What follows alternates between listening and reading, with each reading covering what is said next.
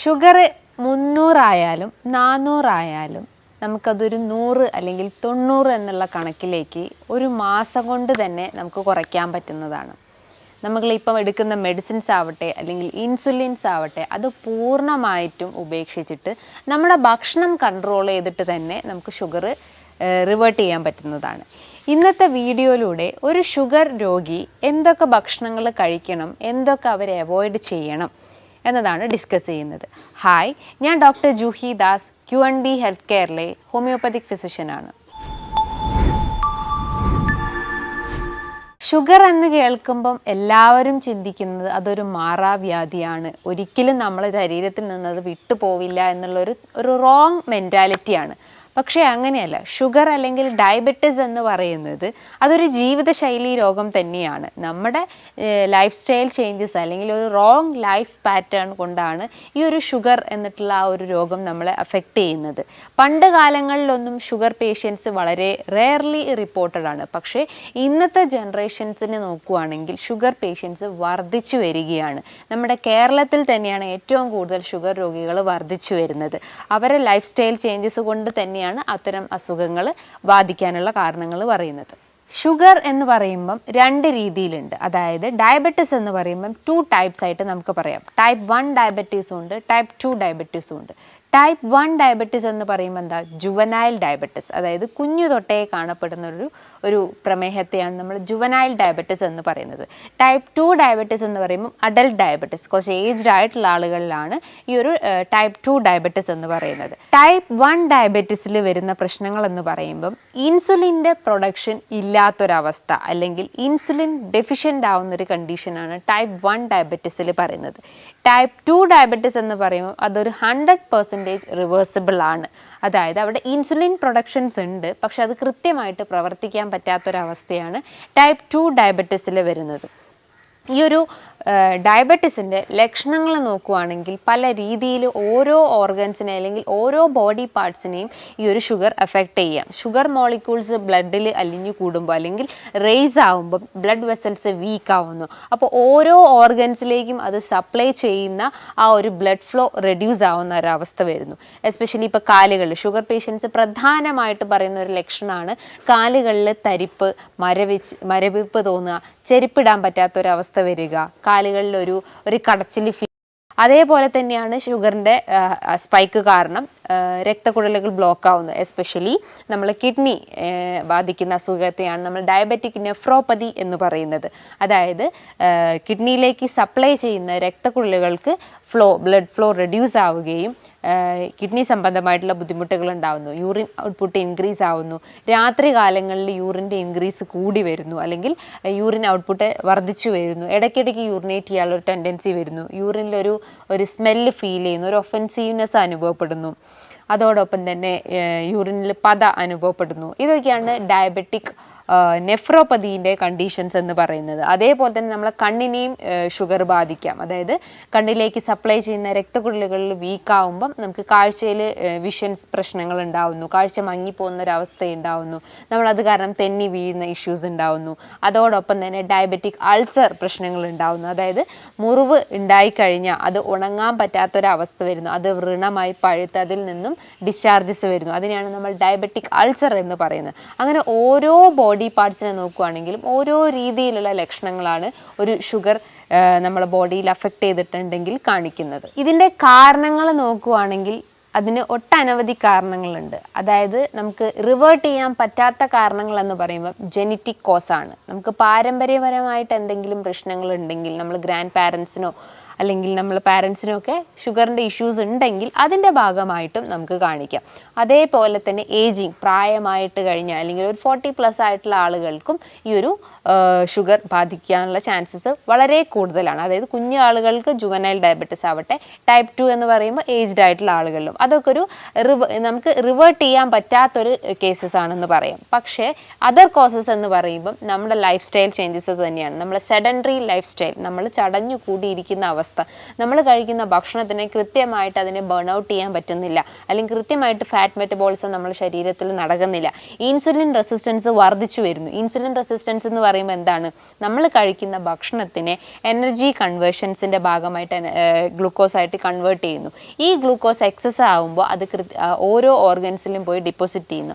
അപ്പം അത് ആ ഗ്ലൂക്കോസിനെ കൃത്യമായിട്ട് ഇൻസുലിനെ ഐഡൻറ്റിഫൈ ചെയ്യാൻ പറ്റാത്തൊരവസ്ഥ വരുന്നു. അതിനെയാണ് നമ്മൾ ഇൻസുലിൻ റെസിസ്റ്റൻസ് എന്ന് പറയുന്നത്. അപ്പോൾ ഇൻസുലിൻ റെസിസ്റ്റൻസ് കൂടുകയും ഇൻസുലിൻ സെൻസിറ്റിവിറ്റി കുറയുകയും ചെയ്യുന്ന ഒരു മെയിൻ കണ്ടീഷനാണ് ഈ ഒരു ഷുഗറിൽ ബാധിക്കുന്നത്. അതേപോലെ അമിത വണ്ണുള്ള ആളുകൾ, അതിൻ്റെ മെയിൻ റീസൺ തന്നെയാണ് ഇൻസുലിൻ റെസിസ്റ്റൻസ് എന്ന് പറയുന്നത്. അതേപോലെ മറ്റെന്തെങ്കിലും ഓട്ടോ ഇമ്മ്യൂൺ ഡിസോർഡേഴ്സ് ഉള്ള ആളുകൾക്കും ഷുഗർ ബാധിച്ചെന്ന് വരാം. അതേപോലെ കൃത്യമായിട്ട് വർക്കൗട്ട്സ് ചെയ്തിട്ടില്ലെങ്കിൽ, നമ്മളെ ലൈഫ് സ്റ്റൈൽ ചേഞ്ചസ് ആയിട്ടുള്ള, നമ്മൾ കൂടുതലായിട്ടും ഭക്ഷണത്തിൽ പ്രാധാന്യം കൊടുക്കുന്ന ആളുകളാണ്. അതായത് കൂടുതലായിട്ടും കലോറി റിച്ച് ആയിട്ടുള്ള ഭക്ഷണങ്ങൾ, കൊഴുപ്പേറിയ ഭക്ഷണങ്ങളൊക്കെ ഡേ ബൈ ഡേ നമ്മളിങ്ങനെ കഴിക്കുകയാണെങ്കിലും അതിൻ്റെ ഭാഗമായിട്ടും നമ്മളെ ബോഡിയിൽ ഷുഗർ മോളിക്യൂൾസ് സ്പൈക്ക് ആവാം, അല്ലെങ്കിൽ ബ്ലഡ് വെസൽസ് വീക്കായിട്ട് പല കോംപ്ലിക്കേഷൻസ് നമ്മളെ ബോഡിയിൽ ക്രിയേറ്റ് ചെയ്യുക. അപ്പോൾ ഒരു ഷുഗർ രോഗി എന്തൊക്കെ ഭക്ഷണങ്ങൾ കഴിക്കണമെന്ന് നമുക്ക് ആദ്യം ഒന്ന് ഡിസ്കസ് ചെയ്യാം. അതായത് ഷുഗർ പേഷ്യൻസ് ആദ്യം ശ്രദ്ധിക്കേണ്ടതെന്ന് പറയുമ്പം ആദ്യം തന്നെ അവർ ബ്ലഡ് ഷുഗർ ജസ്റ്റ് ഒന്ന് ചെക്ക് ചെയ്യുക. HbA1c ആദ്യം ചെക്ക് ചെയ്യുക, ഫാസ്റ്റിംഗ് ബ്ലഡ് ഷുഗർ നോക്കുക, പോസ്റ്റ് പ്രാൻഡിയൽ, അത് ഭക്ഷണത്തിന് ശേഷമുള്ള ബ്ലഡ് ഷുഗർ ഒക്കെ ആദ്യം ചെക്ക് ചെയ്യുക. എന്തെങ്കിലും ഒരു ഇംബാലൻസ് വരുമ്പം നമ്മൾ ജസ്റ്റ് ഒരു മരുന്നിൻ്റെ പുറകെ പോവാതെ നമ്മളെ ഭക്ഷണ രീതികൾ തന്നെയാണ് ആദ്യം കറക്റ്റ് ചെയ്യുന്നത്.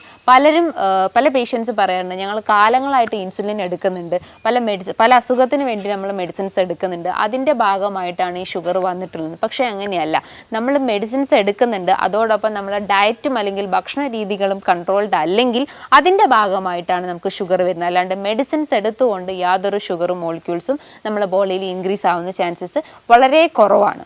അപ്പം നമ്മളെ ഭക്ഷണത്തിൽ ശ്രദ്ധിക്കേണ്ട കാര്യങ്ങൾ എന്ന് പറയുമ്പോൾ ബാലൻസ്ഡ് ഡയറ്റാണ് മെയിൻറ്റെയിൻ ചെയ്യേണ്ടത്. ബാലൻസ്ഡ് ഡയറ്റ് എന്ന് പറയുമ്പോൾ എന്താണ്, കാർബ്സിൻ്റെ അളവ് ഈക്വൽ ആവുക, പ്രോട്ടീൻസിൻ്റെ അളവ് ഈക്വൽ ആവുക, ഫൈബറും ഫാറ്റ് മോളിക്യൂൾസും ഈക്വലി ബാലൻസ്ഡ് ആവുന്ന രീതിയിൽ. നമുക്കറിയാം ഈ ഇന്ത്യൻസിനാണ് ഏറ്റവും കൂടുതൽ ഷുഗർ ടെൻഡൻസിയിൽ അല്ലെങ്കിൽ ഡയബറ്റീസ് രോഗികൾ ഏറ്റവും കൂടുതൽ റിപ്പോർട്ട് ചെയ്യുന്നത് നമ്മൾ ഇന്ത്യൻസ് അല്ലെങ്കിൽ ഏഷ്യൻ റീജിയൻസിലാണ്. അതിൻ്റെ റീസൺസ് ആണ്, നിങ്ങളെ ബാലൻസ്ഡ് ഡയറ്റ് നോക്കുകയാണെങ്കിൽ അല്ലെങ്കിൽ നിങ്ങളെ ഡയറ്റ് പാറ്റേൺ നോക്കുകയാണെങ്കിൽ കാർബ്സിൻ്റെ അളവ് 80% ആണ്. നമ്മളൊരു 100 ഗ്രാം എടുക്കുകയാണെങ്കിൽ കാർബ്സിൻ്റെ അളവ് ഒരു 80% ആണ്. ഫാറ്റ് മോളിക്യൂൾസ് ആണെങ്കിൽ ഒരു 10%, അതേപോലെ പ്രോട്ടീൻസ് നോക്കുകയാണെങ്കിൽ ഒരു 10% മാത്രമാണ്. അപ്പോൾ ഏറ്റവും കൂടുതൽ അന്നജമാണ് നിങ്ങളുടെ ഭക്ഷണത്തിൽ നിങ്ങൾ ഉൾപ്പെടുത്തുന്നത്. പ്രോട്ടീൻസിൻ്റെ ഇൻടേക്കും ഫാറ്റിൻ്റെ ഇൻടേക്കും വളരെ കുറവായതുകൊണ്ടാണ് ഈ ഒരു ഏഷ്യൻ റീജിയൻസിന് കൂടുതലായിട്ടും ഷുഗർ മോളിക്യൂൾസ് സ്പൈക്ക് ആവുന്നത്. നേരെ നമ്മൾ യൂറോപ്യൻ കൺട്രീസൊക്കെ നോക്കുകയാണെങ്കിൽ അവരുടെ ഡയറ്റ് നോക്കുകയാണെങ്കിൽ 60% അല്ലെങ്കിൽ ഒരു 50% അവർ കാർബ്സും റിമൈനിങ് വരുന്ന ഒരു 20-30% പ്രോട്ടീൻസും ഫാറ്റ്സും മാത്രമേ അവരുടെ ഡയറ്റിൽ ഉൾപ്പെടുത്തുന്നുള്ളൂ. സോ അവരെ കാർബ്സിൻ്റെ അളവ് കുറവും പ്രോട്ടീൻസിൻ്റെയും ഫാറ്റ്സിൻ്റെയും ഇൻടേക്ക് വളരെ കൂടുതലായതുകൊണ്ടാണ് ഈ ഒരു യൂറോപ്യൻ റീജിയൻസിൽ ഷുഗർ ടെൻഡൻസി വളരെ റിപ്പോർട്ടിലി എന്ന് പറയുന്നത്.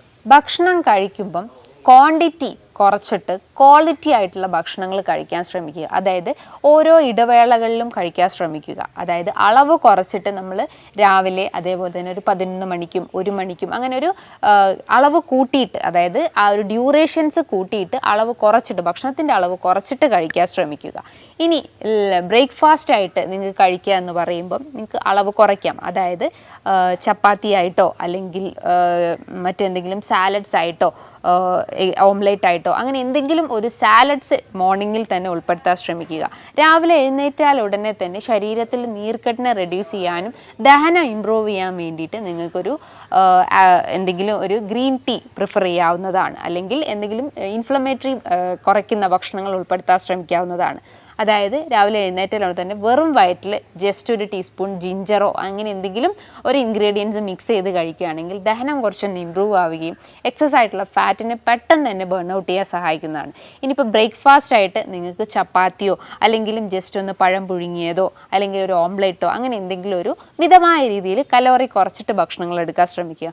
11 മണിക്കാണെങ്കിൽ നിങ്ങൾക്ക് ജസ്റ്റ് എന്തെങ്കിലും സ്നാക്സ്, നട്ട്സ് ഐറ്റംസ് എടുക്കാം. ഫ്ലാക്സ് സീഡ്സോ അല്ലെങ്കിൽ ബദാം, വാൽനട്ട്സ് അങ്ങനെ എന്തെങ്കിലും നട്ട്സ് ഡെയിലി പ്രിഫർ ചെയ്യാൻ ശ്രമിക്കുക. അതിനോടൊപ്പം എന്തെങ്കിലും സ്മൂത്തീസ്, അതായത് പൊമോഗ്രാനേറ്റോ അല്ലെങ്കിൽ ഡ്രാഗൺ ഫ്രൂട്ട്സോ അങ്ങനെ എന്തെങ്കിലും ഫ്രൂട്ട്സ് വെച്ചിട്ട് ജസ്റ്റ് ഒന്ന് സ്മൂത്തീസ് തയ്യാറാക്കിയിട്ട് അതും കഴിക്കാവുന്നതാണ്. ഇനിയിപ്പോൾ ലഞ്ച് ടൈം നോക്കുകയാണെങ്കിൽ ഒരു 1 PM കറക്റ്റ് ലഞ്ച് പ്രിഫർ ചെയ്യാൻ ശ്രമിക്കുക. ഒരു പ്ലേറ്റിൻ്റെ പോർഷൻ നോക്കുകയാണെങ്കിൽ ഒരു സ്മോൾ ബൗളിൽ കുറച്ചളവിൽ ബ്രൗൺ റൈസ് പ്രിഫർ ചെയ്യുക. അതേപോലെ തന്നെ അതിനേക്കാൾ കുറച്ചുകൂടി അളവിൽ നിങ്ങൾക്ക് പ്രോട്ടീൻസ് എടുക്കാം. അതായത് ധാന്യങ്ങളായിട്ടുള്ള അല്ലെങ്കിൽ ചെറുപയറോ അങ്ങനെ എന്തെങ്കിലും പയർ വിഭാഗത്തിൽ പ്രോട്ടീൻസ് നിങ്ങൾക്ക് എടുക്കാവുന്നതാണ്. ഒരു ഓംലെറ്റോ അല്ലെങ്കിൽ വേവിച്ച ഫിഷ് ഐറ്റംസോ അല്ലെങ്കിൽ ചിക്കൻ ഐറ്റംസോ നിങ്ങൾക്ക് പ്രിഫർ ചെയ്യാവുന്നതാണ്. അതായത് ചോറിൻ്റെ അളവ് കുറച്ചിട്ട് മറ്റുള്ള വിഭവങ്ങൾ നിങ്ങൾ ഇൻക്രീസ് ചെയ്യാൻ ശ്രമിക്കുക.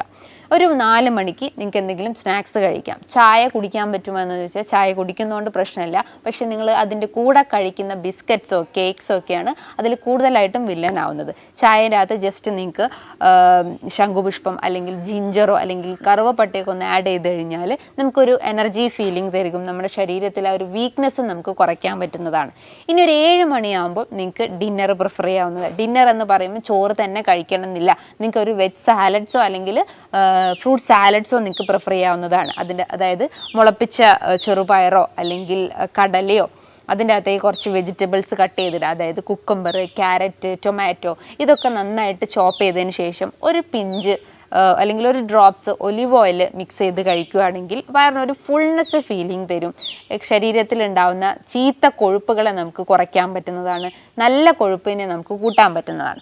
അതോടൊപ്പം തന്നെ ഇതാണ് നിങ്ങളൊരു ഡേ നൈറ്റ് നിങ്ങളെ ഒരു ഡയറ്റ് പ്ലാൻ എന്ന് പറയുന്നത്. അതോടൊപ്പം നിങ്ങളുടെ ഡയറ്റിൽ ഒലിവ് ഓയിൽസ് പ്രിഫർ ചെയ്യാവുന്നതാണ്. കോക്കനട്ട് ഓയിൽസും പ്രിഫർ ചെയ്യാവുന്നതാണ്. ഓയിൽസ് യൂസ് ചെയ്യുമ്പം ഒരിക്കലും അത് ബോയിൽ ചെയ്ത് യൂസ് ചെയ്യാതിരിക്കുക. കാരണം ആ ഒരു ഫ്രഷ് ഫോമിൽ കഴിക്കുമ്പോൾ തന്നെയാണ് നമ്മുടെ ബോഡിയിൽ അത്രയും നല്ല എനർജി നമ്മുടെ ബോഡിയിൽ കയറുള്ളൂ. നമ്മളിപ്പോൾ ബോയിൽ ചെയ്ത് കഴിക്കുകയാണെങ്കിൽ അതിൻ്റെ ടോക്സിസിറ്റിയാണ് നമ്മുടെ ബോഡിയിൽ ക്രിയേറ്റ് ചെയ്യുന്നത്. ഒരിക്കലും കോക്കനട്ട് ഓയിൽസ് ഒന്നും ബോയിൽ ചെയ്ത് കഴിക്കരുത്. ഒരു ഫ്രഷ് ഫോമിൽ തന്നെ ജസ്റ്റ് ഒരു സർഫസിങ് ഏജൻ്റായിട്ട് കറീസിലോ അല്ലെങ്കിൽ എന്തെങ്കിലും മറ്റെന്തെങ്കിലും വിഭവങ്ങൾ മിക്സ് ചെയ്യുമ്പോൾ അതിൽ ആഡ് ചെയ്യാവുന്നതാണ്. അതേപോലെ ഹെൽത്തി ഫാറ്റ്സ് നിങ്ങളുടെ ഡയറ്റിൽ ഉൾപ്പെടുത്താൻ ശ്രമിക്കുക. Especially omega-3 fatty acids rich ആയിട്ടുള്ള ചെറിയ മത്സ്യങ്ങളും നട്ട്സും ലീഫി വെജിറ്റബിൾസും ഡയറ്റിൽ ഉൾപ്പെടുത്താൻ ശ്രമിക്കുക.